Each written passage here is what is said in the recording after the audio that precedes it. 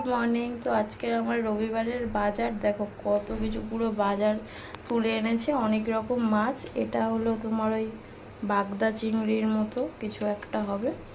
তো এটা নিয়ে এসছে, আর একটা চিংড়ি নিয়ে এসছে, এটা ছোট ছোট। ওই যে আমি লাউ চিংড়ি করবো বলে, ওই জন্য লাউ না শশা দিয়ে করবো বলে ওই জন্য এই চিংড়িটা নিয়ে এসছে। এটা কাচকি মাছ, আমার ভীষণ প্রিয়। তোমরা কারা কারা পছন্দ করো বলো।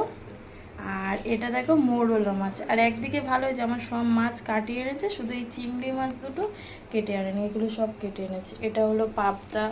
পাবদা মাছটা খুব একটা বড় না, মানে এরকম সাইজ আর কি। পাবদা নিয়ে এসছে। আর এটা কি জানি বলে, গাং মোরলা মনে হয়। আর এটা লোটে মাছ। আর এটা হলো কাতলা মাছ, এরকম সাইজের নিয়ে এসছে। এই কাতলা মাছটা মেয়ের জন্য আনা হয়েছে, এটাও মেয়ে খাবে, আর বাকি এগুলো আমরা খাবো। কত রকম মাছ দেখো, এগুলো ধুয়ে এখন ফ্রিজে তুলতে তুলতে আমার অবস্থা খারাপ। তাও তো এবারে অল্প অল্প কোয়ান্টিটিতে নিয়ে এসছে, মানে 200, 300, 500 এইভাবেই নিয়ে এসছে। এর মধ্যে এত কিছুর মধ্যে সবথেকে ফেভারিট হলো আমার কাচকি মাছ আর এই চিংড়ি।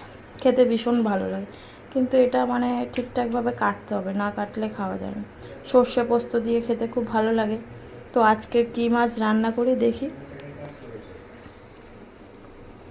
1 রকম, 2 রকম, 3 রকম, 4 রকম, 5 রকম, 6 রকম, 7 রকম, 8 রকম, 8 রকম মাছ টোটাল।